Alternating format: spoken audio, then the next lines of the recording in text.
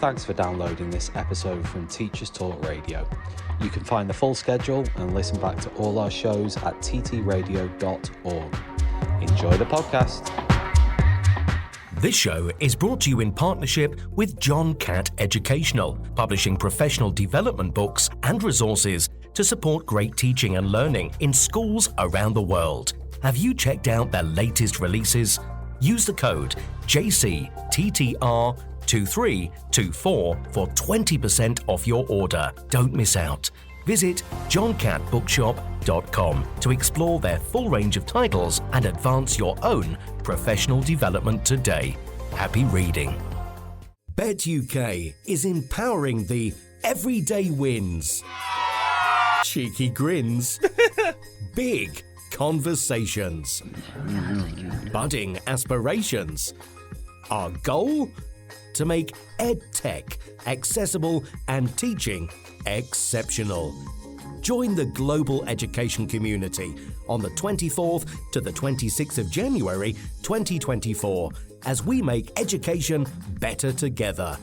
Visit www.uk.betshow.com/visitor-registration. Good evening, EduFolk. How's your Betwixtmas going? Apparently, this is what we call the time between Christmas and New Year. Some people like that term, some people dislike that term. I'm not even entirely confident what day it is right now. And I don't think we need to know at the moment. I think that actually we just need to roll with it at this point. While I'm here, and just whilst we're awaiting for my esteemed colleagues to join us for this evening's Staffroom 101, I should remind you that this show is sponsored by John Catt Educational.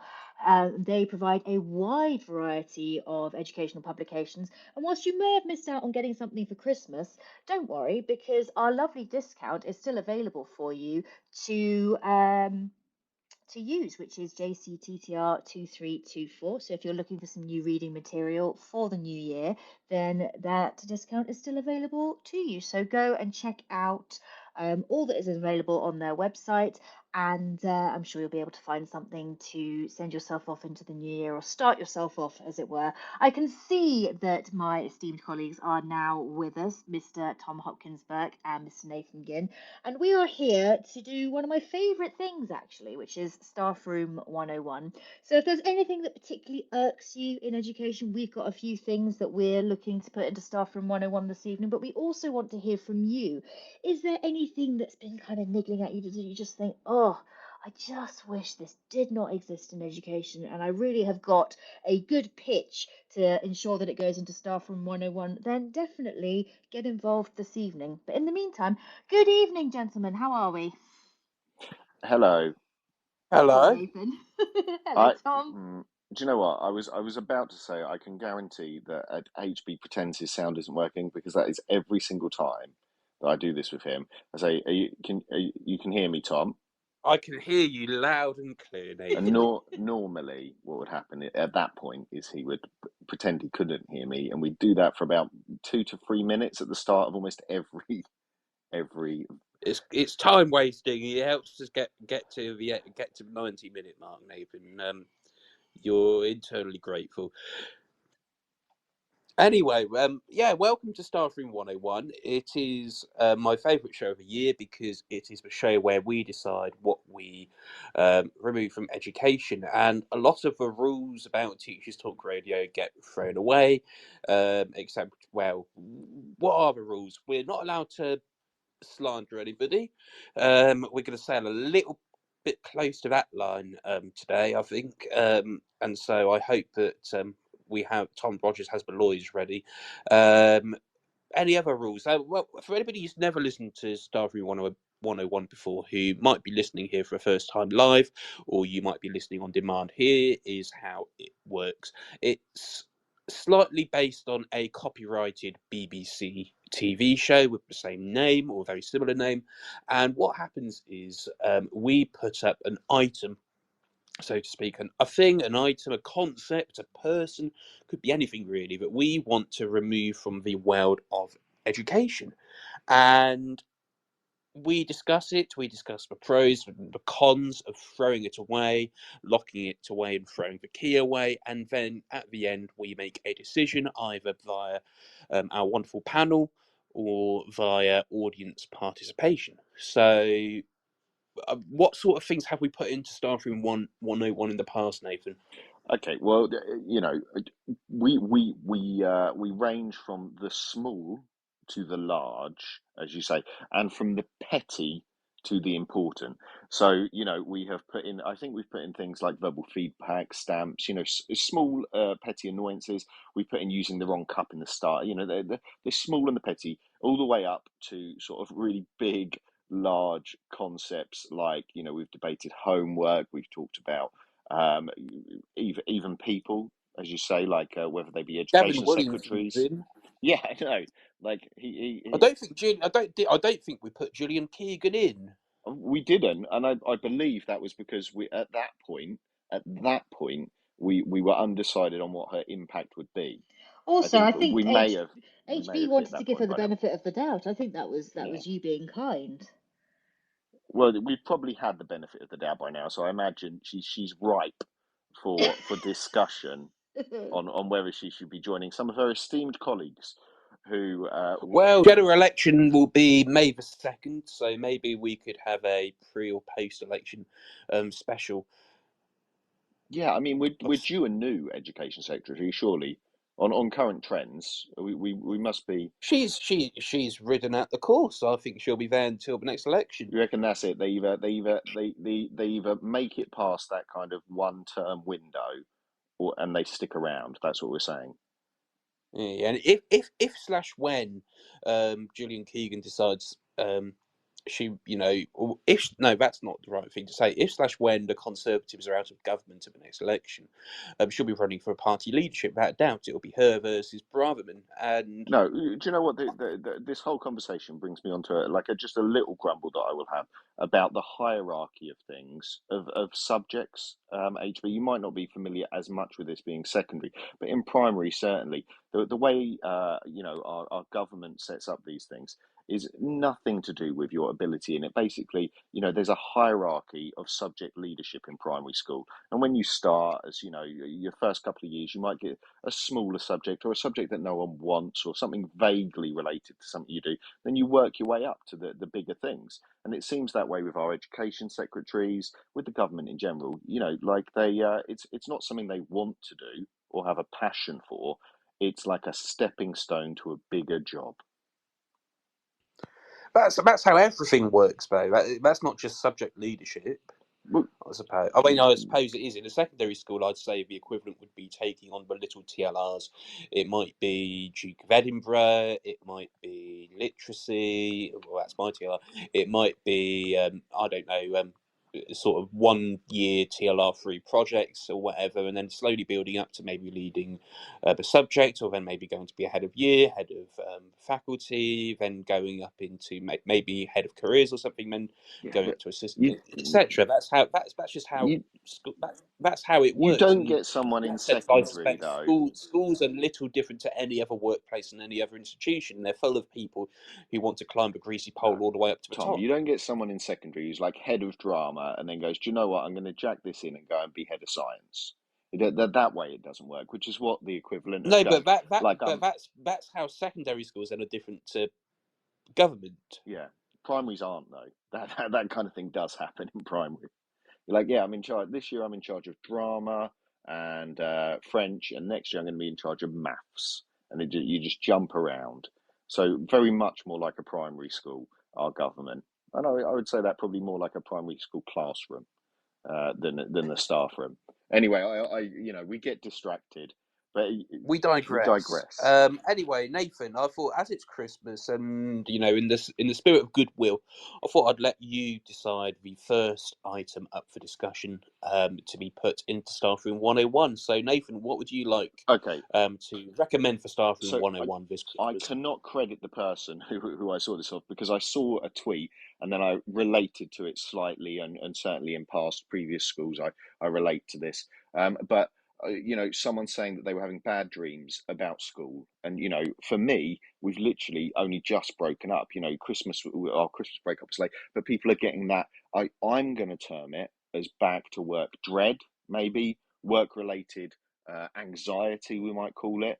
I don't know. We're going to call it something like that. We'll work out the ins and outs of it. But what I'm saying is that thing where you're supposed to be relaxing, it's supposed to be your holiday, and you maybe have a bad dream, a restless night's sleep. You can't settle to eat your chocolate selection box or whatever it is you have left at this point. The rest of the sausage rolls that were left over, because you have this panic and anxiety about going back to work, which for some of us is in like a week and a half anyway. So I am suggesting we eliminate from teaching, um, with our magic wand that we have in Staffroom 101. We throw away the anxiety of returning to work so we can enjoy our holidays. Does that make I've sense? got 2 questions for you, Yeah, go Nathan. on. Question number 1: when did you break up for Christmas this year? It was we had a twilighted inset on the Friday, the 22nd, I think it was that. So technically broke up on the 21st. But Okay. That's Question number 2 disgusting. then. Sorry to interrupt. You had, because I remember you saying something about this, a twilight inset on the last day no, of a term. twilighted one. So Twilighted. yeah, we'd done the hours, so we got the day off. One of those ones. Oh, okay. So we didn't have to do the inset because the hours had been made up for elsewhere. I'm sure that's a fairly common thing. Like I'm sure Yes. other people will Yeah. have done something Oh, I similar panicked. for that Yeah. Friday. You can like bank your hours or something like that, isn't it? So yeah. But So some that was schools, my first my question. son's school broke up on the 22nd, last day. Okay. Yeah. 21st, 22nd. Second question then, Nathan, is when do you return? Oh, it's like something like the 8th for an inset, I think, is that the Monday, and then the 9th we have students back. I think it's around then, isn't it? Okay. That's the Monday, I Tuesday. break up on I break up on the 22nd. Hmm. We had a half day. I was out the door by 1:30. Um, we return we return on the 4th. What day is that, Tom? What day is that? It's a Because Thursday. I think my sister's school is the same. She's over England somewhere. I think she said something Yeah. about having to go back on like the Thursday and then the Friday. I think because it's before the weekend, it makes it seem that the numbers seem much worse as well. Well, yeah. It's got an So extra 2 we're days. back on. We have an inset on the 4th of January, which is a Thursday. Now we've been told it's a continental style inset, in that we're going to start at 9, finish at 1:30, and not have a break in the middle, and finish earlier. Okay, yeah. I'm not sure if that chimes with Lucy at all or any of our international colleagues. And then the kids return on Friday the 5th. Now, Why? Why? Now, this is not our school's decision. We all as a school we always have an inset on the first day back in after Christmas. Anyway, it's our sort of subject specific inset where the heads of department lead the day's activities. But the county council sets term dates, and so they've said we come back on. Schools should go back on the 4th, which is Thursday. So other schools which won't have an inset day, they'll have 2 days back of the kids. Whereas our kids are going to be back for 1 day, and then it's the weekend, and then they're back on the Monday. So I'm not sure what I can say about this, but we're having an unofficial sweepstake in our staff room about what attendance will look like on the first day back on Friday the 5th. Whether it will start with, maybe it might start with a 7. That's what I think. So high 70s, I think, which would be remarkable. Normally we're roughly national average, I think. So yeah, I'm getting that back to work dread already, because today is Friday the 29th. So this time next week, I will have taught my full day, well, a 4 out of 5. And this time last week, I'd just come home from teaching a half day. So I am halfway through my Christmas holidays. I've got a lot of work to do. I've got to plan some lessons, not just for me, but for the rest of the department. I'm ready to go on Friday the 5th, which I haven't started yet. I know what they're going to look like, but I haven't started planning them yet. I've got some marking to do that I said I would do that over Christmas and don't really want to. So I'm starting to feel that back to work dread already, I think. And so I get exactly I get exactly what you mean, Nathan. So, given that this is, but thing is, if we put this into Staffroom 101, the question will be, well, can we just lock it away and it disappears? Because it's always going to be there. So, are we going to go tough on work-related dread, or are we going to go tough on the causes of work-related Well, dread? I'd like to hear from anyone who has a solution to either. So if you're listening in and you have a way of avoiding this, I would love to hear that, because like I'm not saying it's just work. I have like just socializing related dread. I have household chore related dread. I have a lot of those kind of anxiety dread type things. Do I need to be doing yoga? Do I need to, is that what are my New Year's resolutions? I'd be open to suggestions if there are other ways to get rid of it. And Now, one person who might be quite good at verbalizing this issue of work-related dread, given that they've led schools and they've led staff, is our speaker, who is Maxine, who is a wonderful Teachers Talk radio host. So, Maxine, I'd love to bring you in here to talk about work-related dread. And is this something you faced as a school leader at the end of holidays or midway through the holidays? And what were your solutions? Okay, so Tom, thank you so much. Wonderful to join you and to be part of this. Thank you very much. So, yeah, work-related dread, I'll be honest, I'm going to share a story first. I'm going to go back, I think it's about 3 years, to when we weren't quite sure whether schools were going back or not going back after Christmas, and something was announced on New Year's Eve, and oh my goodness, as a head, that was work-related dread at a sort of enormous level, not knowing, are we planning for and it was the same for teachers as well. Are we planning for virtual teaching or going back in and risk assessing up? And I actually still occasionally have some thoughts back to that when I'm thinking about this. So first, Nathan, yeah, it's huge, isn't it? This work-related dread. We've always had that.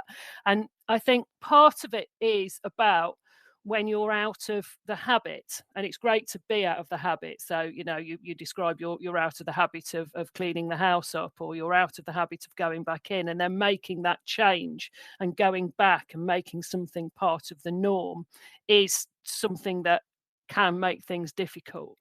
I wonder whether you have, or whether anybody else who has work related dread, and I certainly have had this, and I can relate, can write down what are the things that you are dreading. What are they? Can you verbalize it? Is it getting up in the morning? And there's probably not a lot that your school can do about that, unless you're going to change your hours and shift all that around. But is it a particular student in your class? And then as a school leader, I think what I'd be wanting to do, and I know Claire's on here as well, who she's listening in, who leads on wellbeing at her school. What I'd be wanting to do is see what are the things that are causing that dread. Are there any particular issues that when you wake up in the night, when you're worried, is it a particular student? Is it particular patterns of behaviour? Is it workload? Is it worried about how you're going to get things done if you've had to take work home over the holidays, which we'd all like everybody not to. And that working in your holidays is something would be great to put in room 101. So there are a sort of whole complex bunch of issues there. But I definitely agree that it's something we should be discussing, and something we should be working out ways to get that into room 101 and get it totally banished. Because as a school leader, thinking back, the worst thing I would hate to think, and I'm sure there were plenty that were, but I would hate to think that any of the team were dreading coming back, because that's not going to make them effective, great teachers and do the great job when they are back. So I wonder if any of that resonates at all with anybody else. That whole idea. Can you think about what is it? What is the dread? What can we do to take away any of that? Well, I'm going to put it out here that I think, okay, I don't know if this is the right word. Existential, is that it? Like, I think it is like I'm not sure that there is much maybe is this part of teaching? Do you know what I mean? That's where I'm at with this. Is that everyone talks about it. Everyone mentions it. Is so normalized that like people are putting out. Yeah, I had my first work bad dream of the holidays. Stuff like that. It was a tweet like around that I saw, And I was like, oh God, like, does everyone feel like this? Is this normal? Where, like, that's a kind of weird thing. Like, we put out a poll. I pinned it in at the top of the space here somewhere. I think it's like 65% of people who've responded, 156 votes. 65% of people have said they've had a bad dream about work this holiday already. Yeah, Like, it's certainly common, Nathan, but it shouldn't be normal, should it? We shouldn't be sitting here saying, well, no, that's just one of the things that should happen if you're in teaching. It's not okay, is it, to have that level of, anxiety, of worry that creates that sort of dream that's or anything that's disturbing your dream, that's your night's sleep. That is pretty terrible. And I think, like you said, you talk about existential crisis, and you talk about the idea of normalizing, and I think that is something we definitely need to get away from as a profession. That whole kind of, no, we just need to toughen up, we just need to do yoga. Yeah, there are things that we can do to help ourselves. There definitely should be, and we've all got our responsibilities to be as good as we can. But there are some things there, aren't there, clearly in the profession, that if we've got that number of people who are feeling this way, it's not normal, and it's not right.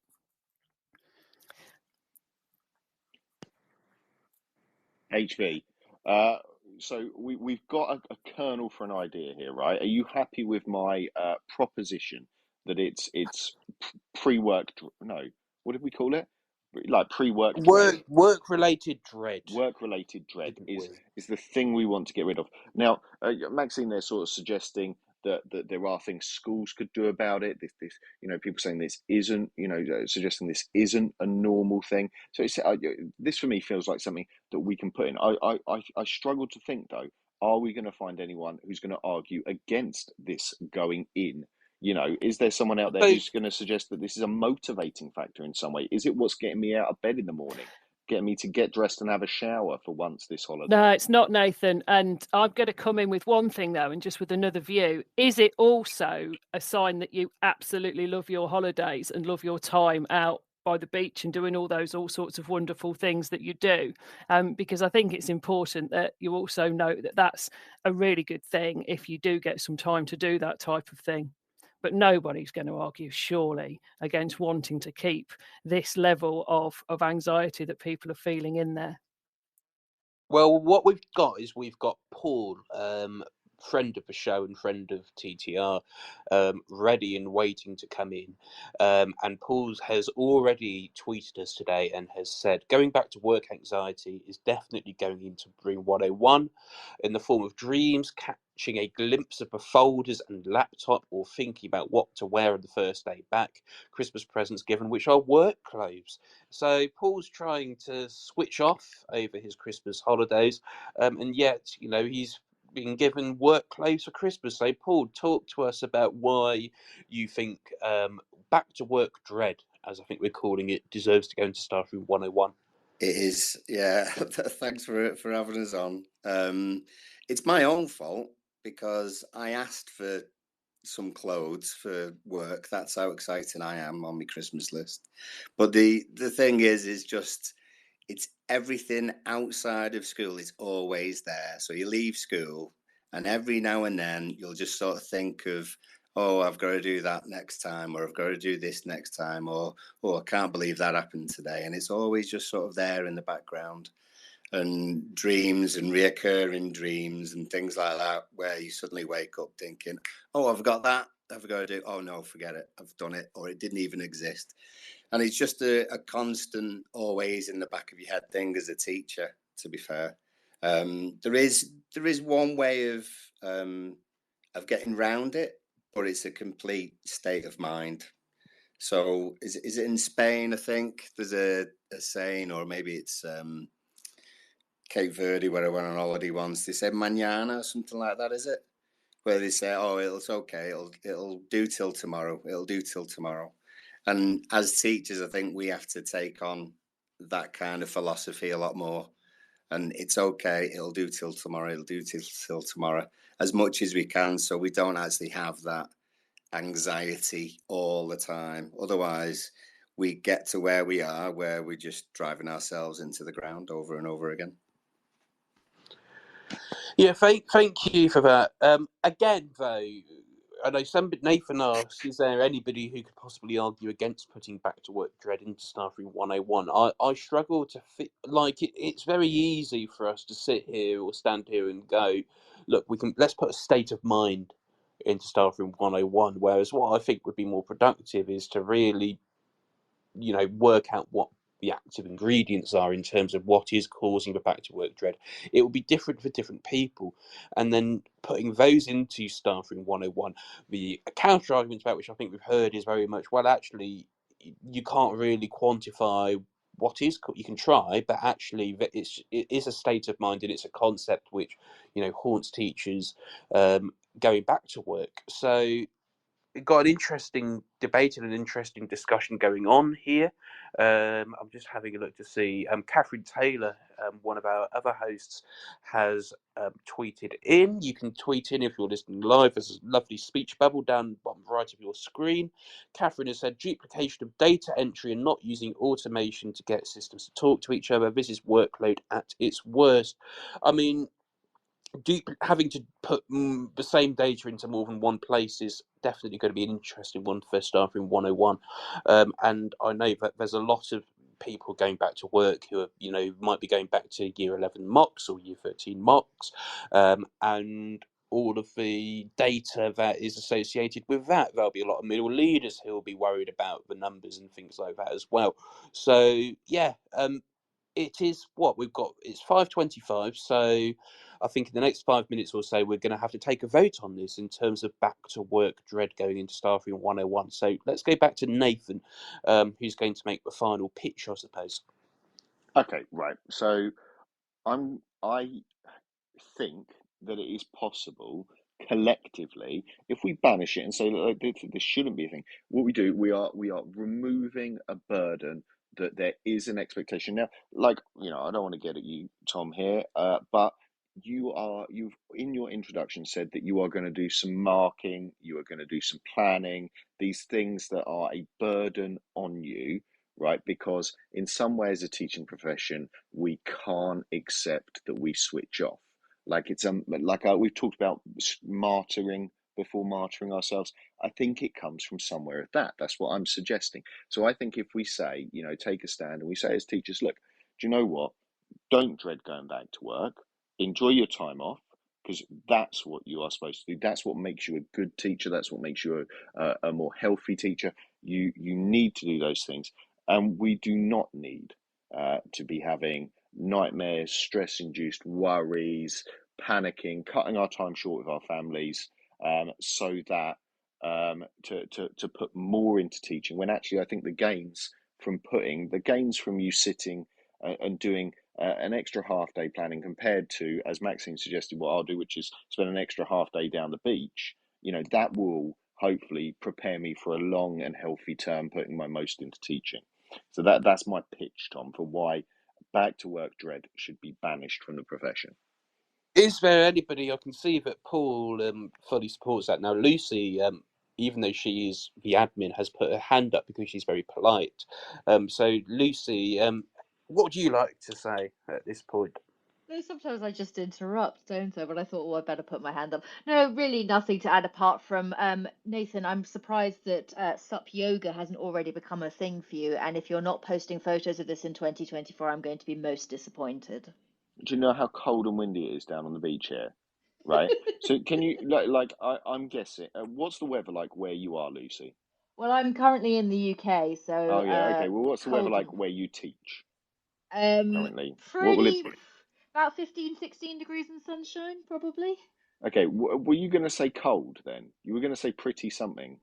Pretty mild actually is what I was going to say. Pretty mild, right? Because I've just been out on the beach down the Gower and it is blowing a gale and the surf is, a good 6 foot swell going on, and there is no way I am balancing on my head on a surfboard to do yoga out in South Wales at the moment. I can tell you that is not an option for me. I might Okay, be able to do maybe. it in my living room, but yeah, beach yoga in Wales at this time of year, it's not going to fly, I'm afraid.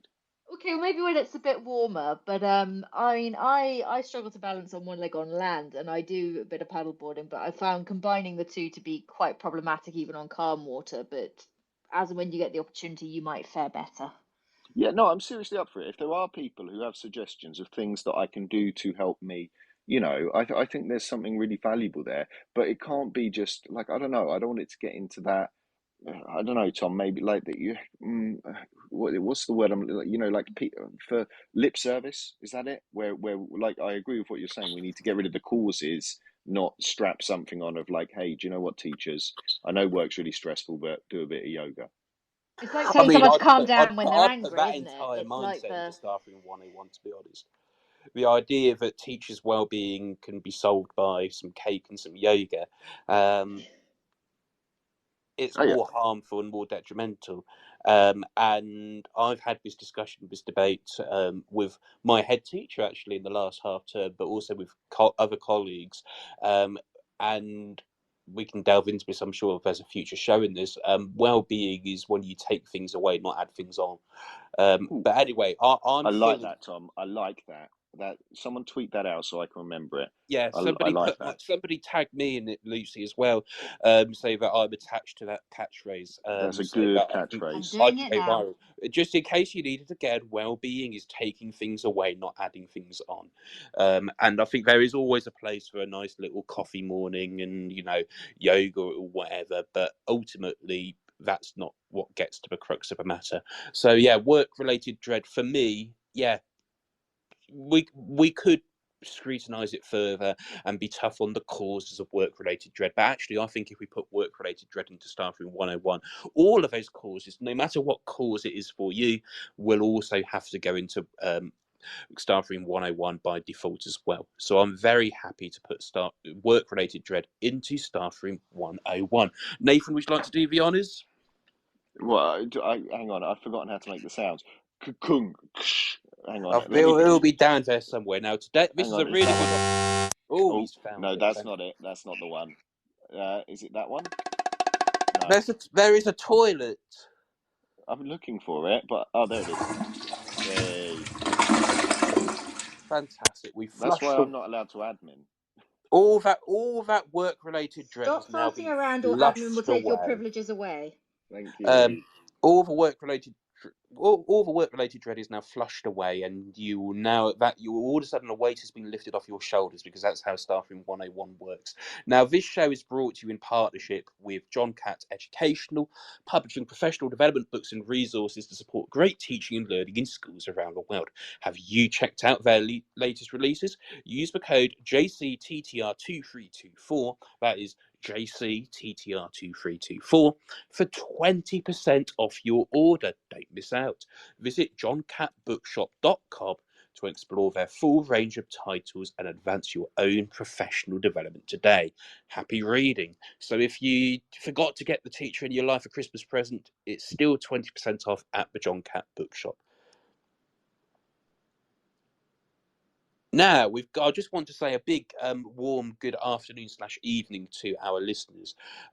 First of all, we're going to hear from Claire very soon. Claire Cannon. Claire is our newest Teachers Talk Radio host. She's going to be actually sharing the Friday Twilight slot with Maxine every other week. So we're alternating. So that's going to be really good to listen to Claire in the future. We've got Miss C. Nakazi, who is a primary school teacher in South West London. We've got Miss P, we've got Sam, who's a regular Staffroom 101 listener. We've got James, good evening to you. We've got Damon, who is listening from Alaska. We've got Paul Hazard, we've got Hannah Wilson, we've got Brent, we've got the main man himself, Tom Rogers, and we've also got Catherine Taylor in as well. Now, Catherine, as a speaker and a TTR host, this is a bit of a show where Nathan and I and Lucy sort of planned this in advance, and this is be half an hour or so where we take the guest contributions. So Catherine, welcome to Staffroom 101. What would you like to propose to put into Staffroom 101 this Christmas? Well, it's going back to hi everyone. It's going back to that that point I made about duplication of things, and I just really wish that edtech companies would talk to each other and plan with each other to have a bit of interface compatibility. Because the things that I really hate are where you keep a spreadsheet of your data and then you have to put your data in somewhere else, or where you want to give a merit point or a behavior point or something like that, and then you have to put it in one spreadsheet and then put it on a pastoral spreadsheet as well. And I just wish that, just the incompatibility of systems just, for me, drives up teacher workload. It's like so poor, and I just wish that they would sort it out. So I'd like to put incompatible ed tech into room 101. Yeah, I mean, there's always a case for putting. I quite like the idea of these ed tech companies trying to say, oh, but you can use all of this stuff in your classrooms for teaching and learning. And then actually it turns out that the vast majority of schools nowadays, certainly secondary schools, they ban mobile phones or technology in the classroom. Ed tech, incompatible ed tech. It's like when you use, say, I don't know, if you're Google School and you've got Google Classroom for everything, and then all of a sudden you're asked to do something on Teams. I had to sit in a meeting on Teams as somebody who uses Google Meet for everything, or Zoom, and yeah, it was really, really weird. I had to download a whole new app. So yeah, why can't we just all use the same thing? And it's with Google especially, it's really hard, because if you've got a personal Google account, everyone, if you get sent a document, then your computer and all the cookies on there remember your personal Google account, and so you can't open the document you've been sent, and it's just a bit of a nightmare. Yeah, I have to navigate between, I think it's now 4 different Google Drives and 4 different Google accounts now for everything, which is my personal one, my work teaching one, the main TTR one, and my TTR one as well. So yeah, it's often when I open Google, it's the luck of the draw as to whichever one comes up. But no, I mean, I want to get Nathan's thoughts on this, particularly around duplication of data, because Nathan, you've worked at a primary school where it's, data galore. You've also, you've been a senior leader where there's a lot of data. Interestingly, of course, there's been this clamour from the Independent Schools Council to allow teachers to become a teacher without GCSE maths or an equivalent. But there's so much data involved that data literacy and sort of being numerate is so essential. So this whole duplication of data thing, Nathan, where do you stand on it? Okay, well, first of all, I want to drop in that this may well blow your mind, but I'm in Wales, right? We developed education. My son, who's 6, was talking to me today about his hub login, which is all of us have. It's a hub, so it's a Welsh word, but we all have education, government, dedicated email addresses, Microsoft accounts that we can just log into that are given like on entry to primary school and stick with you. So he has an account. I, as a teacher, have an account. They are given to you, and it's like really kind of mind blowing. Then when you look across to England, and it's such a fractured market, and I think there's something there. We of course don't have academies here in Wales, so that unified one thing for everyone, so everything's compatible, is maybe slightly more of an option, but it isn't, because it's a free market, right? So obviously, then you go across, and some people are using Class Dojo, some people are using Class Charts, some people are using a different platform altogether. All of those things are slightly different, right? So we've got a problem that we create for ourselves, right?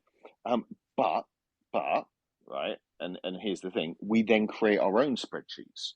Okay, so I guarantee you that there is probably someone who, whether or not it's through Sims or an MIS platform like that, whether it's in Excel, someone wants some specific amount of data. So they're going to do something the easiest way they know, which is probably using Excel, because everyone knows how to use Excel mostly, right? So everyone starts off in there.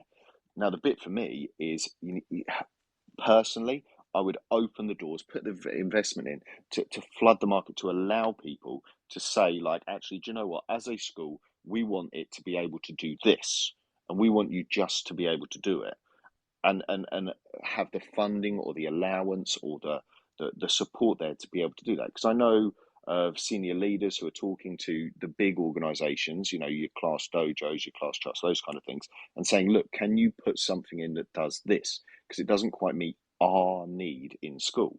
And that's where it all goes wrong. Every school is different, but the platforms are one size fits all. And so you're always going to run into this problem of it not quite meeting the need, which then means someone's going to build a patch or a way around it, or find a way to make the data they want, which is normally through Excel, because that's the cheap, free option for most professionals. And then that means someone's got to enter all the data. And so someone's got to put all the numbers into that spreadsheet. So that's where the duplication happens. And for me, that's a problem for us not having enough tech skills, data management tools at our fingertips, rather than having too many. Does that make sense? Have I rambled, Tom? I'm trying to say we need No, more access, not less. I think you have made sense there. I want to talk about my particular data horror, which is in terms of duplication of data, which is the wonderful world of a question level analysis. Now, secondary school teachers, if I said the words QLA to you, is that something you would be aware of? Paul's putting his thumbs down. He might know what a QLA is. And I can see that Hannah definitely might know what a QLA is. I suspect Max. I don't know, to be honest. Basically, a question. What is a question level analysis? A question level analysis is where, say, your students in year 11 or whatever have done a full pass paper, and you give them, you mark it, etc., and you have to input the marks for every question onto a spreadsheet for every student. So for me in history, that's all right, because the most we ever do in a mock for year 11 is we do 3 papers. So that is, 6 questions per paper. So that's 18 questions. I have one year 11 class, which at the moment, which has about 25 kids in. So how many data points am I entering there? 18 questions, 25 students. My math says that's approximately 400, I think. 400 data points. 450 data points. Now, if you're a geography teacher, or if you're let's say you're a maths teacher, and I don't know how many questions you have in your typical GCSE maths paper, but I reckon it's about 25. Okay, and let's say I don't know how many maths papers they do. I think they do. Let's say they do 2 maths papers at GCSE. Nathan will know how many maths papers typically. For year a maths 11. exam, yeah, like 2 papers. 2 papers. So let's say you have a class of 25 again, and you do 2 papers this time, and there's 25 questions on each paper, so it's 50 questions and 25 students. Now, my maths again is very rusty, but I think that's 1,250 data points, or am I completely out there? 25 times 20. Was it? No, 25 times 50. 1,250 data points. Now, my question is, who's going to look at that QLA? Nobody really cares, because you know what questions they're messing up on as you mark it, and you can share that via whole class feedback. You can tailor it. You don't need a spreadsheet to tell you that, because you just pick it up as a teacher yourself, because you mark order for question 17. So let's say as a maths teacher, and like, oh, they really haven't understood this concept. It might be circle theorems or something. You're like, right, okay, I'm going to have to go and do a diagnostic therapy, whatever, with this particular concept. I might have to reteach this. I might have to model this again in the classroom. You don't need a spreadsheet with a column full of zeros or ones or whatever to basically tell me this. As a history teacher, I'm okay with it. But again, I don't need to input this data as a history teacher, because the lowest mark question we have is 4. This doesn't actually tell me anything. You might have 2 students on your spreadsheet, and they both got 7 out of 12 on the same question. And one of those students might have really, really strong knowledge, but just not really linked analytical. The other student, it might be really well structured writing, but it's lacking on the detail. That number doesn't tell you anything. And then somebody, probably in a trust or in the senior leadership team, will come and say, your student struggled on this question. And I'll be like, yes, I know that. And look, I'm going to do something anyway. So I'd like to put QLAs into there. There's other data horror shows, which, there's a whole show in that. We've got a couple of hands. Tom, can I just throw in for you as well? This happens at primary with SATs, year 2 SATs, year 6 SATs. Question level analysis is a primary thing as well that they'll be doing when they're running through mocks. And you'll agree with me, you know where they've messed up, or you know where they've done well, because you've marked the paper. I like a QLA, Tom. Oh, I'm gonna I would argue for QLAs. Do you know what? Where I would disagree with you is why are you doing it yourself, right?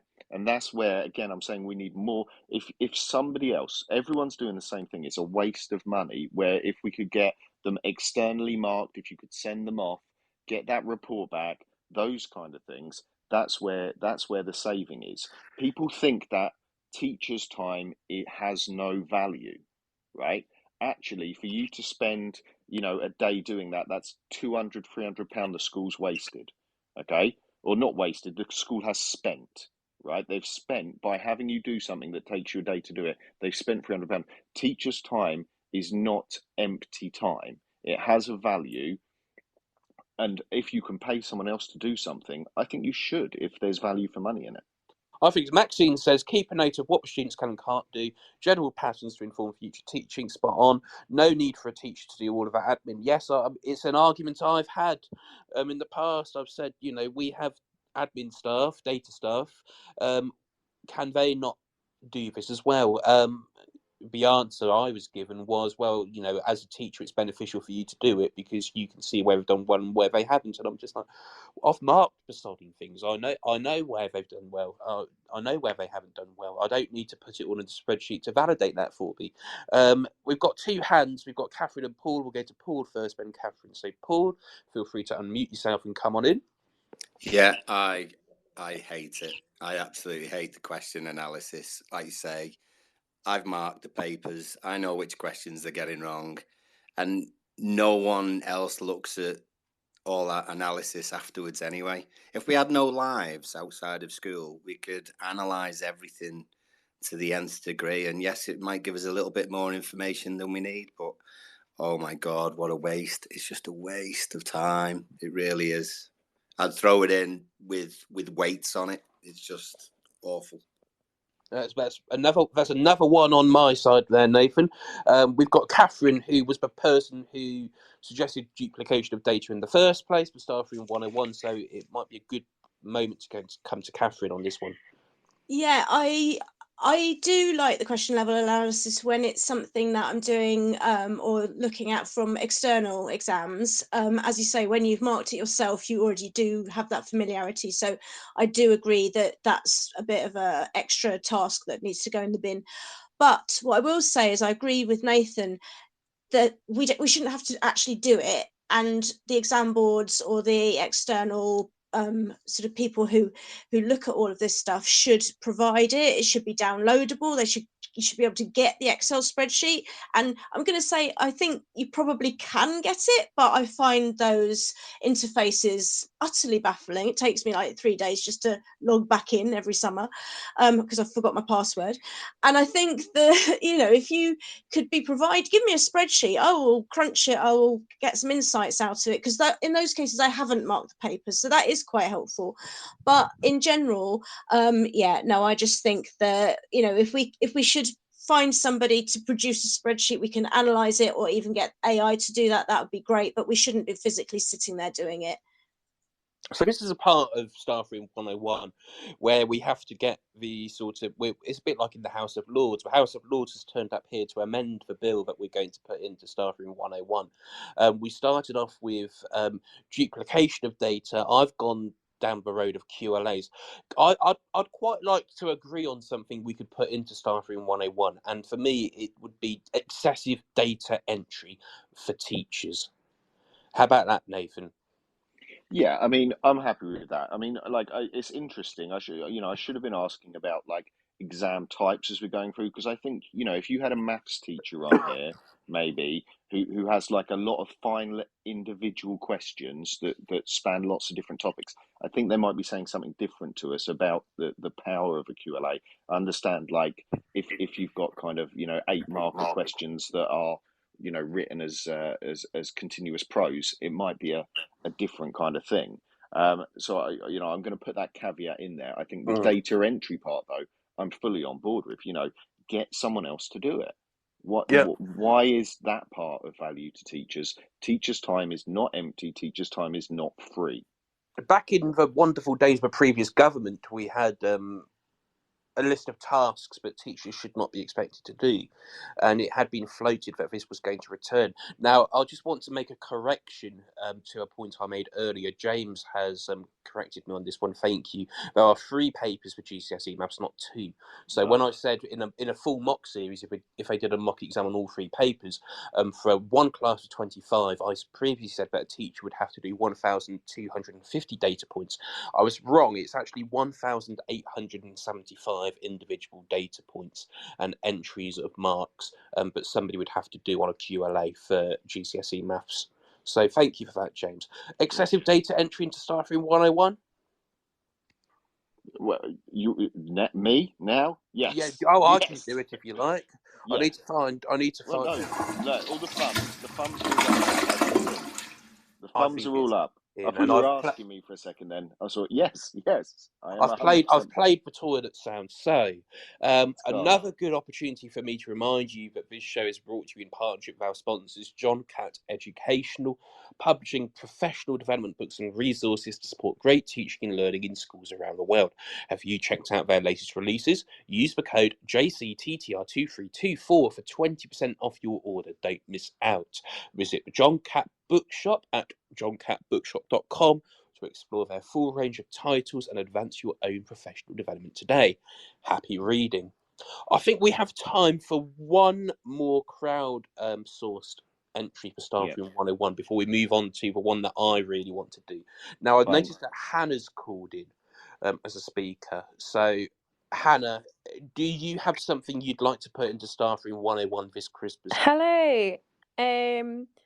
I would like to put in target grades. I think that when they come up from kind of primary school and we set all these target grades, granted we need them to kind of set sets, but then they kind of follow these kids for the next 5 years, and even I get target grades for art that are based on their kind of maths and English, and they're not quite relevant.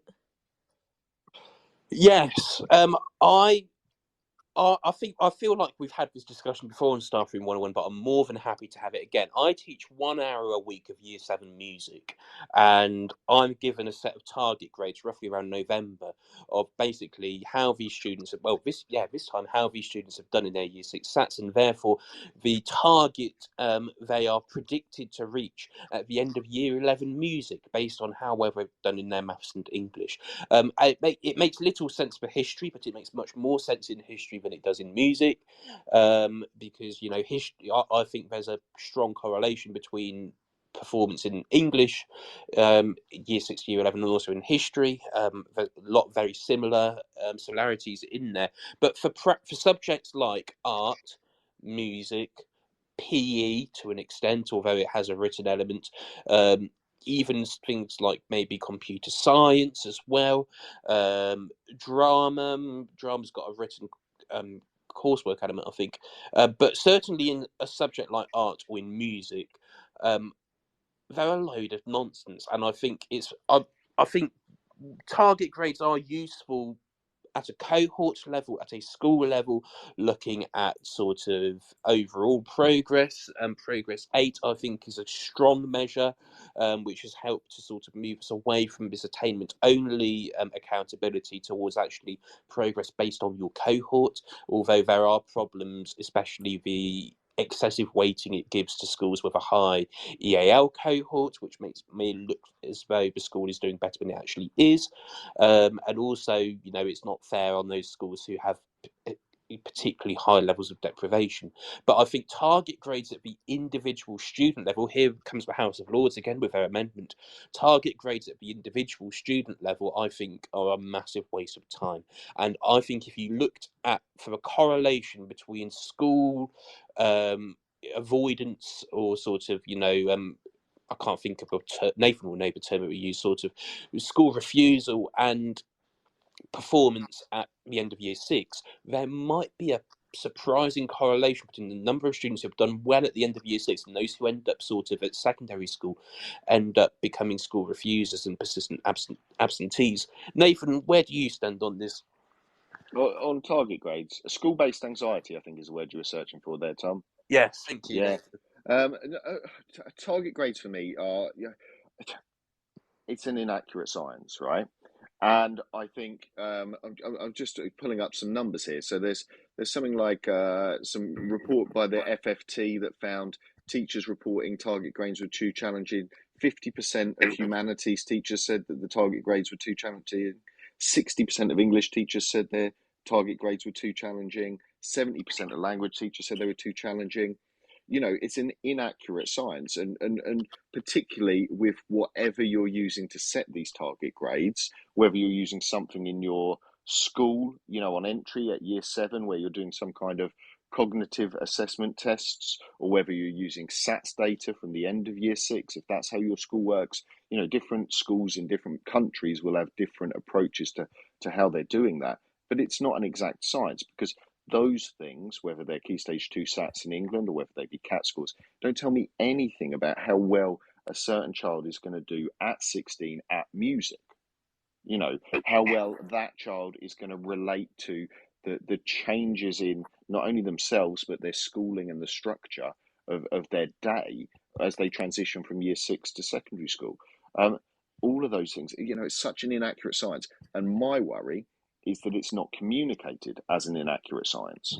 It's communicated as a flight path, as a trajectory, as a fact. And if you fall off that path, then there is something going wrong.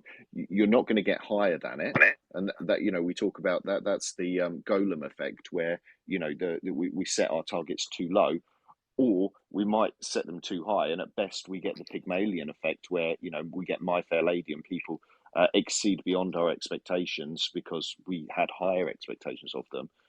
But are we communicating that accurately? Where these targets have come from, what they really mean? Because I think in shorthand, it's a really bad message.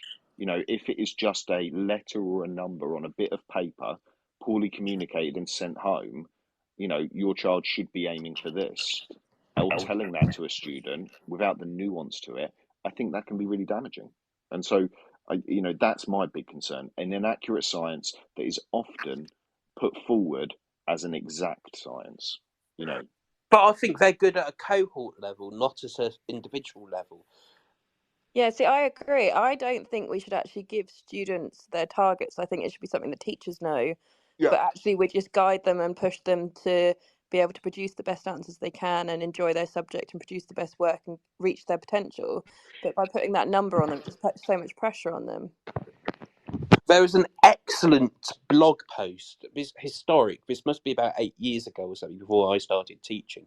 And I won't advertise who it was, because I can't remember who it was. But it was about hot dog eating, competitive hot dog eating, and the anchoring effect, whereby the record for most hot dogs eaten in a certain time period had remained very, very steady for several decades. And then all of a sudden, this person turns up and doubles it. Because they didn't focus on the target, they focused on how much they could actually eat.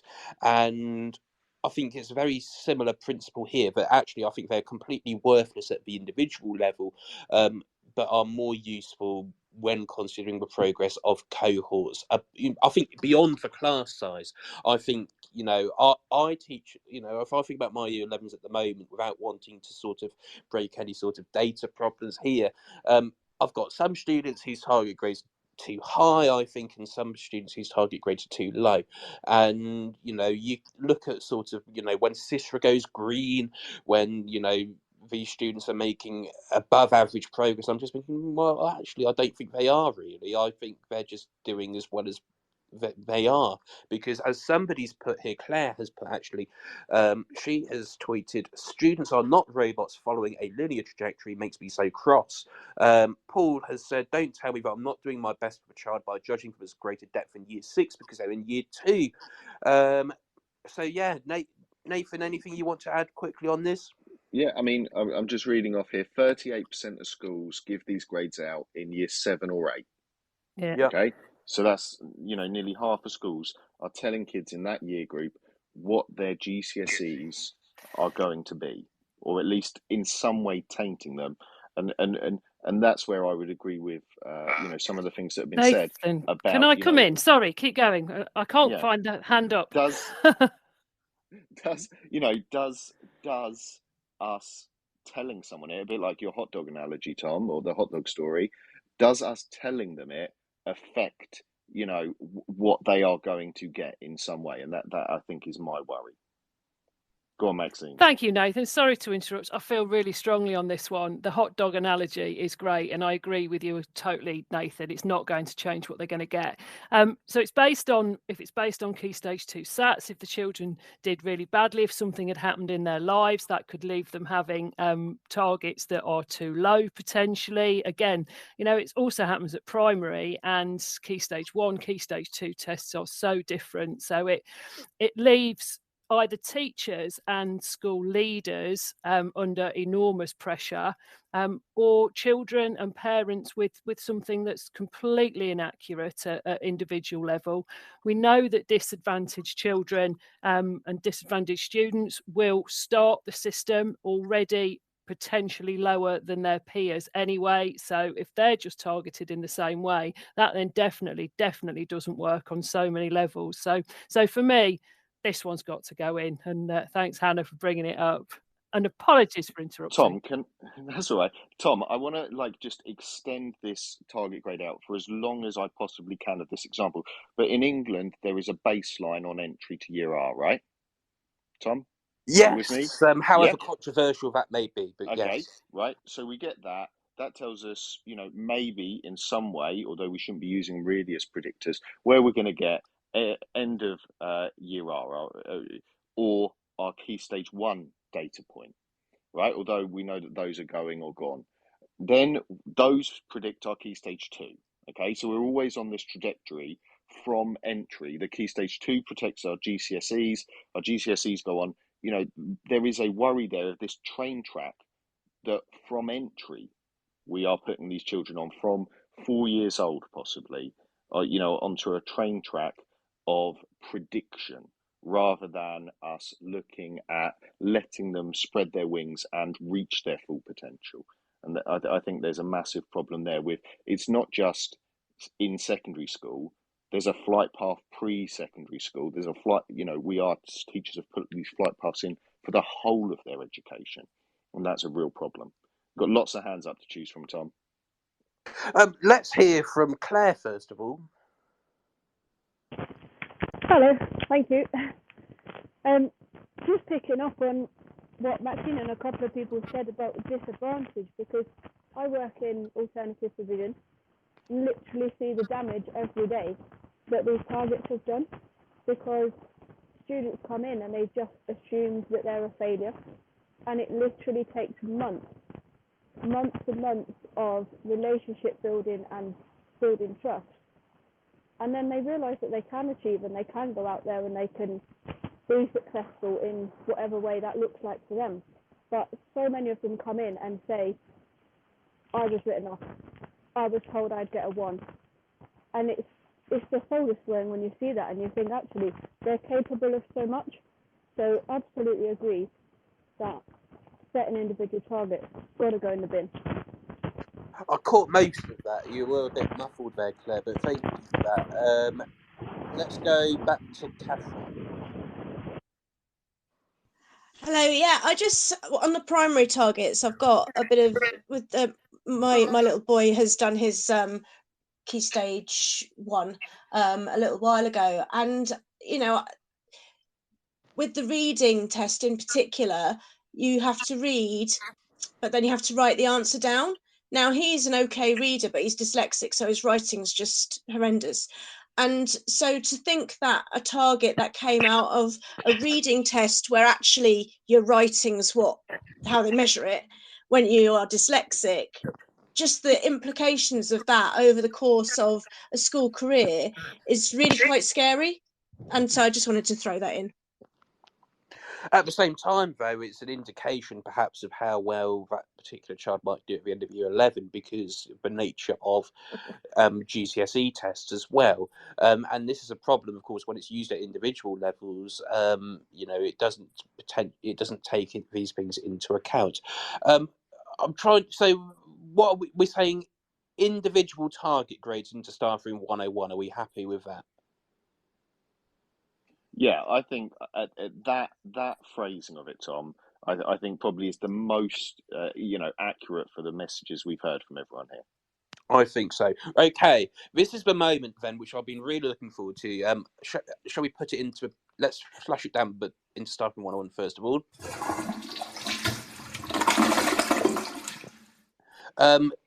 This is the moment which I've been waiting for. This is the moment when I worry. Well, somebody's going to be worried that we're going to get sued because I'd like to do my recommendation for Staffroom 101 now. Nathan has managed to get work-related dread back into Staffroom 101. I would like to suggest somebody who for many years has been the cause of that work-related dread, somebody who I think has tainted the reputation of an organisation that is whether you like it or not is important in terms of ensuring that schools are held to account. I would like to put into Staffroom 101, she runs her job ends in 3 days' time. Amanda Spielman. And I'd like to tell you why. The Just piercing, silence. deafening silence there, just for a second, was utterly palpable. Sorry, Adam will be quiet now. I'd like to tell you why, because I think, and there'll be people who have been around in education longer than me, who might agree or might disagree, and I'd love to hear from as many people as possible. I think the Ofsted framework is probably in a better place for secondary schools than it was before. Primary schools is completely different, so there needs to be a separate framework for primary. But for secondary schools, the Ofsted framework is in a better place than it was before Spielman. It's harder to game. You have to think very hard about what you're teaching and why, and I think that's better, and it gives the kids a better experience in school.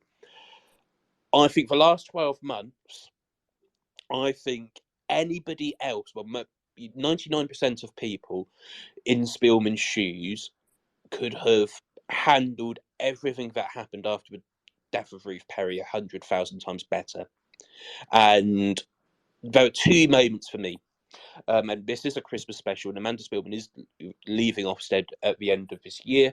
There were two moments for me where I thought, this person is not fit to be the head of an organisation like Ofsted.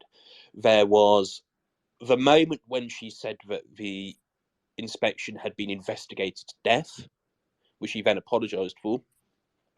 And there was a moment when she said that the death of Ruth Perry had been used as a pivot by teachers and leaders to discredit Ofsted, which she hasn't apologised for. And forget the education inspection framework, forget the research reviews, which I think certainly for history have been quite good. I know that for other subjects like maths have been a bit more controversial. Forget any good that has happened in Ofsted recently in Spielman's tenure. The way she's handled Ofsted's response to the death of Ruth Perry, as pointed out by the coroner, insensitive, completely sociopathic, and simply, thank heavens she's not going to be the next chair of the BBC, because it'd be privatised in 6 months if she got anywhere near it, to be honest with you, in terms of how she does in terms of interviews and things like that. She before she became Ofsted Chief Inspector, she'd never taught a lesson, she'd never been a teacher, she'd certainly never been a head teacher, she's never sat in there. She's gone on to the media and made wildly misleading comments like all of our Ofsted inspectors have experience as being school leaders. Well, actually, many of them don't. They've only been middle leaders. They, all of our inspectors know what it's like to be in the chair. No, they don't. Actually, very few of them do.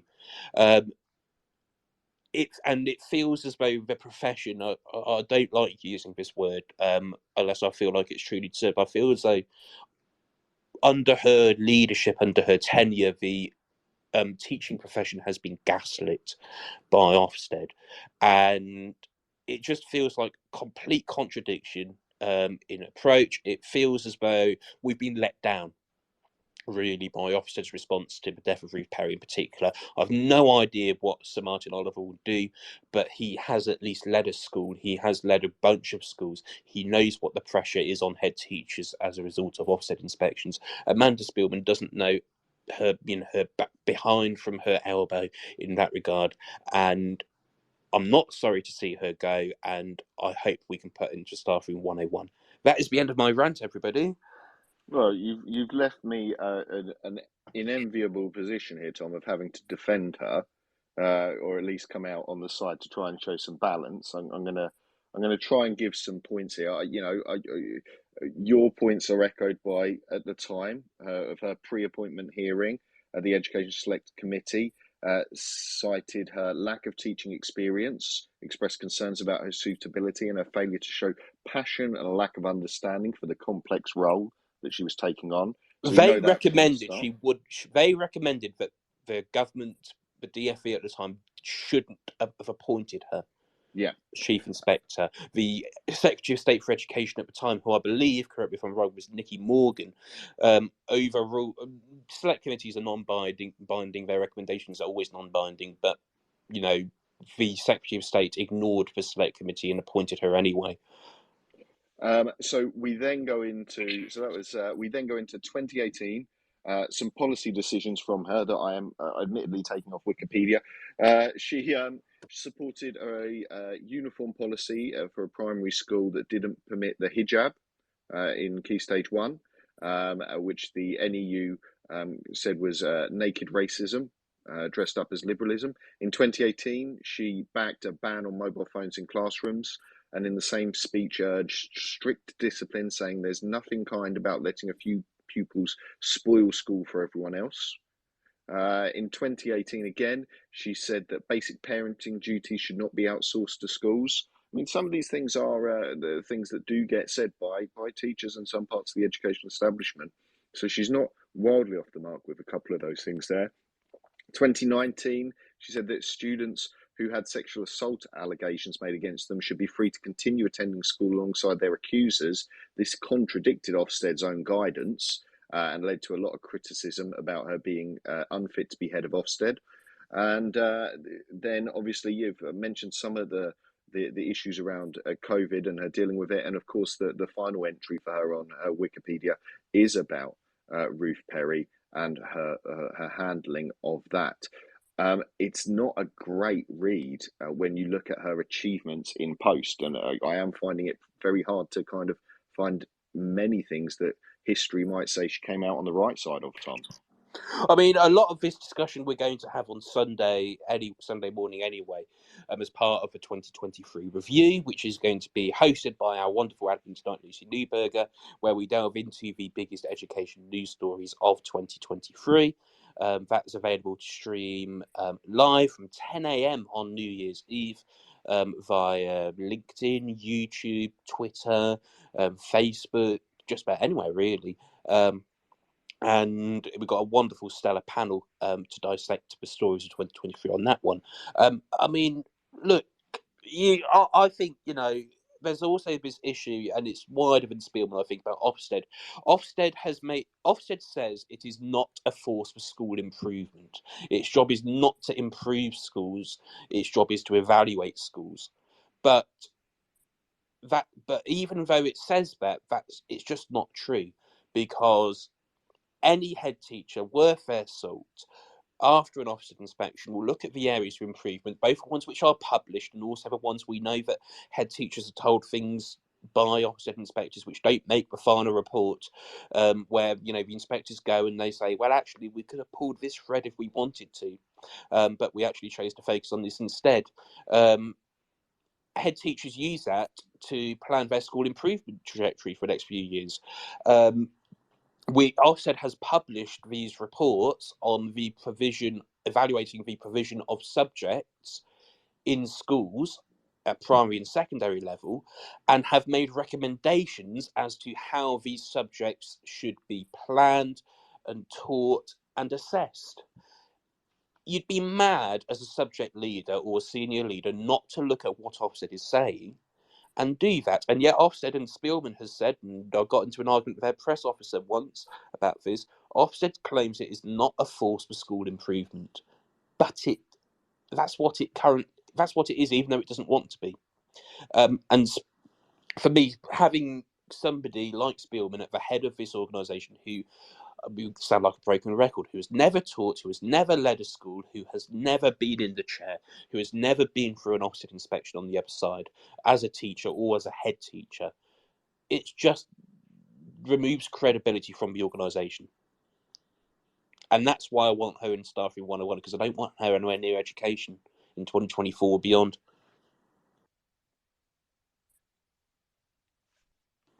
And Nathan, I know you've got the hardest job in the world, which is defending her. Well, she survived 8 education secretaries. Does that? Oh no, sorry, 8, 9, 10, 11, I think, education secretaries. I'm just counting them down. 11? Wait, hang on. Who are they then? No, sorry, because Nikki Morgan wasn't then, by the time she was appointed into Ofsted. So Morgan appointed her, though. Morgan appointed her. And then I'm just trying to work out whether Justine Greening was still in. Yeah, Justine She would have Greening. been. This is a bit like, as a history teacher, I'm often asked to repeat, to work out the names of the kings and queens in order. Okay, so as a head of politics, I have to do the prime ministers in order. I'm quite good at that. I can't do the education secretaries in order. Big fat quiz of the year. Big fat quiz of the year. I mean, I could name them, but I couldn't tell you what order they came. How many have there been 1, after 2, Gove? 3, 4, 5, 6, 7, 8. So 9. 9 after Gove. 9 after Gove. Right, are you ready? Yeah. I'm going to name them. Not in no particular order. Nikki Morgan. Wait. So yes. Damien Hines. Yes. Justine Greening. Yeah. James Cleverly. Yeah. Michelle Donnellan. Forward of 2 days. Yeah. Gillian Keegan. Yeah. I've got 3 left. Yeah. Zahawi. Yeah. 2 more. I feel like I'm missing an obvious one, but I'm not sure I am. There'd have been another stopgap, won't there? It was Zahawi before Keegan, so we're looking around somewhere in the middle, I think. I've done 7 out of 9. I think that's good. Yeah. So Kit Malthouse. Oh yeah, whoever he was. So that was like a couple of months, I think. Yeah. And then did you say Nikki Morgan? I said Nikki Morgan, yeah. Oh, maybe I've miscounted. I think maybe Justine Greening's on there twice because I'm reading from 2 different lists. Yeah, but so like she survived a lot. There's stability in her tenure, if that makes sense for her at least. But she was appointed to a fixed term anyway, so, which was then extended by 2 years. So I don't think that is through her personal traits or qualities. Although it's remarkable that the education secretary hadn't sacked her.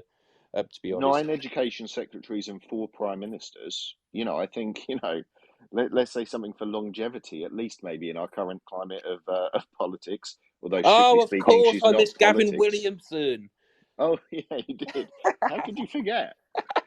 Oh, Gavin. I think we've because he's in Staffroom 101. I think we'd already. I think I sort of tried to remove him from my memory. Yeah, so like she has been there, right? So that's what I'm saying as a positive. So she's turned up to do her job. And actually, of all the bad things that she could possibly have done, there are only listed on Wikipedia 1, 2, 3, 4, 5 absolutely appalling decisions. So, that's possibly 5 appalling ones, whilst seeing out 9 education secretaries and 4 prime ministers. is, something to be said, maybe. I mean, I could say something really offensive, but I'm not going to, about longevity. I don't think you should win an award for longevity. Anybody want to make the case to keep anybody else want to make the case to keep Amanda Spielman out of Staffroom 101?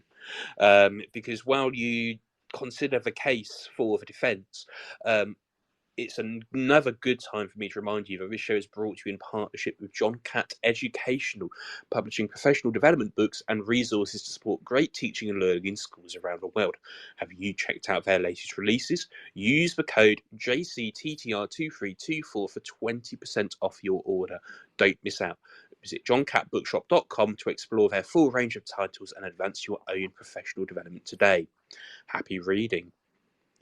Yeah, I'm on there now, actually, Tom. I've just got my top 10 results for stress that I typed in after our conversation earlier. They've got a book called Teacher Resilience, Managing Stress and Anxiety to Thrive in the Classroom. They've got an online conference as well, which I'm very excited about well-being. Oh, as I say, it's well worth checking out. I'm just that's what I'm just going through as we talk. They also have books all about book Ofsted, taking control, how to prepare for Ofsted inspection, leading a school in a time of uncertainty, the secondary curriculum leaders handbook, the primary curriculum leaders handbook, rethinking school inspection. Lots of books about Ofsted on the John Catt Bookshop website. I do want to hear from Maxine on this one, because Maxine is a former head. What is Amanda Spielman's legacy? Okay, so I'm just going to come in and give Nathan maybe a little bit of help on the positive and say where one of the things that I really hate about Ofsted is about how personal it can be about the heads. And that's, I think, something that came through the Ruth Perry inquiry as well. And it's maybe, is it about the system? Is it something else that we should depersonalize it a little bit and take it away from Amanda herself? So, yeah, there are some mistakes been made. Maybe she wasn't the right person in the job. It's not about her personally. It's not about her as a human being. I don't know her. There may be many things that are wonderful that Wikipedia have missed out that Nathan's got to know. So that's my little bit of positive. But Ofsted, my goodness, that whole discussion about is it, isn't it for school improvement. We all know that a pig is not going to thrive if we just keep weighing it and not feeding it and not actually, sort of doing things to really look after it and make sure it can thrive and be the best pig it can be. And therefore, in education, a system that is there specifically just to weigh and then also giving those big four judgments, those big single word judgments is indefensible, I think. And the change that's got to come, and that's probably a debate for a different day and a whole show of itself, should definitely be in room 101, those single word judgments. So, and that's part of the legacy. Whether that is totally down to Spielman or is more about DFE and other judgments, I don't know, but they should definitely be in 101 without a shadow of a doubt. So should that whole point about how heads feel when their school is given one of those judgments that isn't a 1 or a 2, and how personal that is. That should definitely be in 101. And what should be there in its place? Something that is going to improve the life of in school for children and educational chances for all children, and to make schools as great as they can be. And if that is something that is a force for school improvement, that's absolutely what it should be. So that's Spielman's legacy from me, but trying to take it and make it a little bit less personal if we can. Just because that's how I roll now. I'm not a head anymore. Maybe if I was still in that head seat, I wouldn't be quite so kind and soft on that one.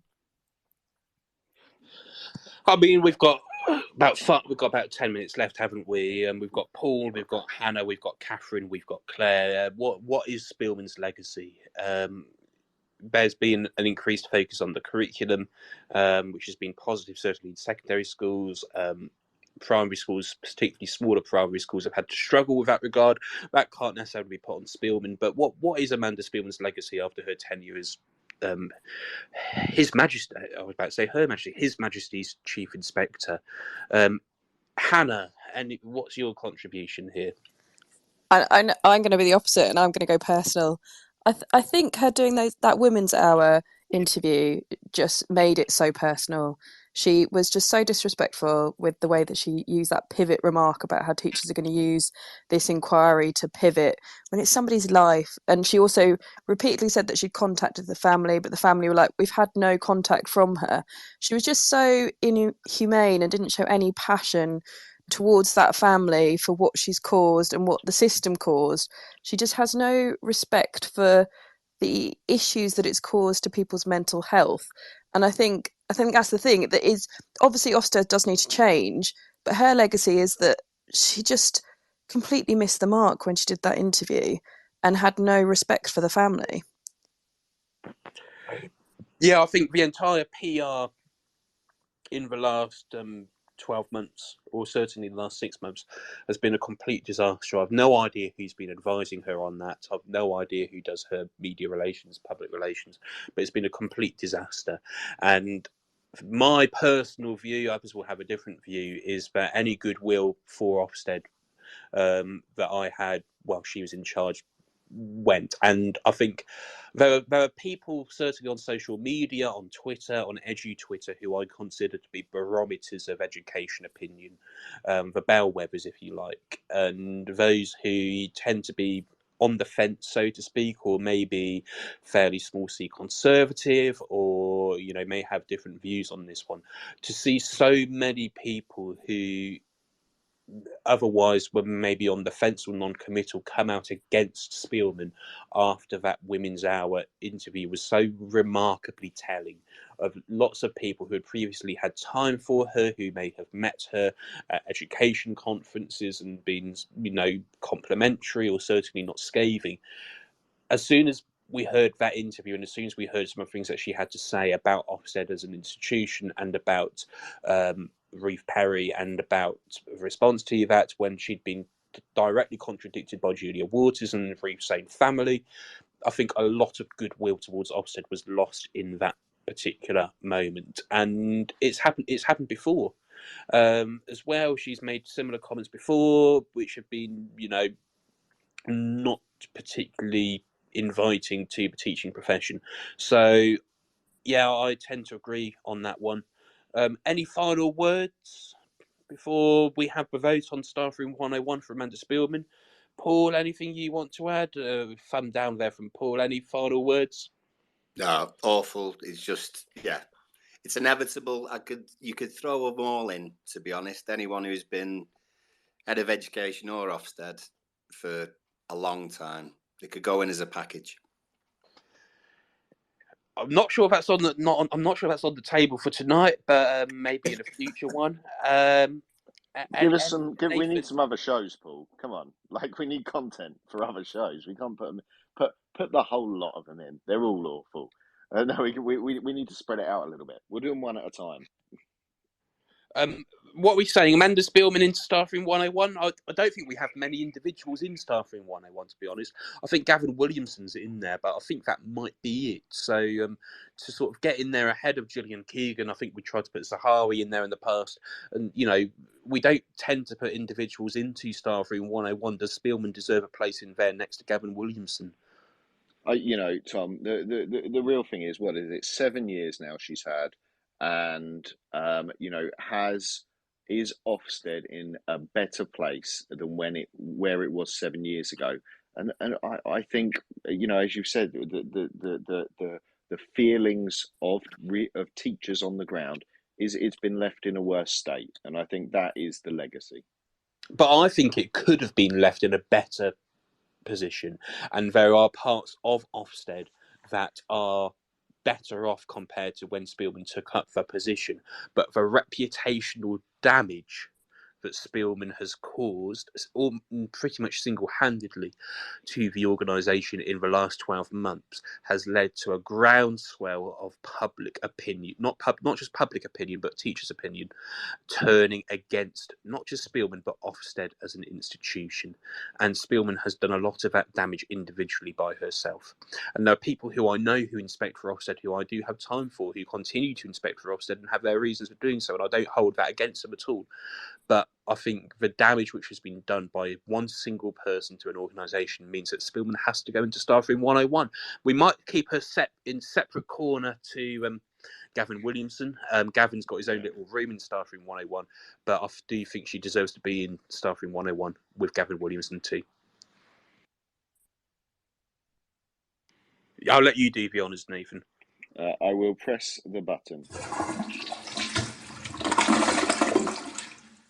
Let's just hope that in a year's time we're not having the same conversation about Sir Martin Oliver. I do genuinely wish him the very best. He does follow Teachers Talk Radio, so you know that's one thing that he's got which is better. Yeah, listen to teachers. Like I've said this about education secretaries and other people. Talk to real teachers. Come on, Yeah. You listen to real teachers. Talk to real teachers. You will, it will be mixed, but it will be real. Yeah, definitely. Who knows where Ofsted's going to go? We'll find out very soon. Anyway, we've come to the end of Staffroom 101 tonight. 90 minutes of edu talk and throwing things into the edu trash. On Sunday morning, I've already said this already, but we have the 2023 review on New Year's Eve. We have a star-studded panel chaired by the wonderful Lucy Newberger, discussing all of the big things that have happened in education in the last 12 months. Looking ahead as well, making some predictions for 2024.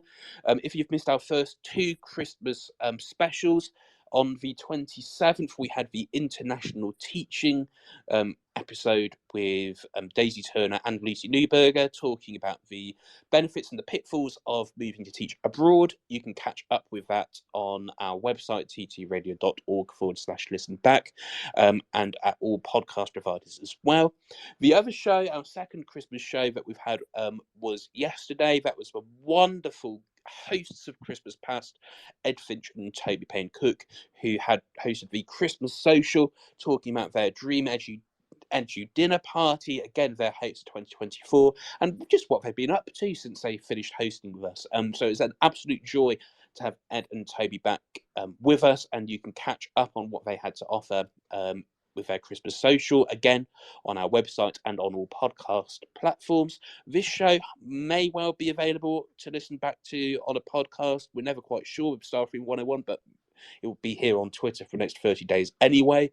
You can catch the 2023 review live. If you'd like to host with us and be the host of Christmas Yet to Come, I've used that pun more than once this Christmas, then please do DM us at TT Radio Official. Please do email us at info@ttradio.org. One of us will get back to you. We should give you your options. We have monthly options, we have fortnightly options, we have weekly options for those of you who really do have the time to host. We appreciate that teaching, we're all teachers, teaching, it's a time poor profession. We don't have much time to think, but genuinely we've all got so much out of being a Teachers Talk Radio host, and for however long we have, and we could not recommend it more. Anyway, it's good night from me. Good night from me, Nostar. And good night from everybody. Thank you to our listeners, and we shall see you very, very soon. Take care. You've been listening to Teachers Talk Radio. Tune in live and listen back at ttradio.org. We look forward to hearing from you next time on Teachers Talk Radio.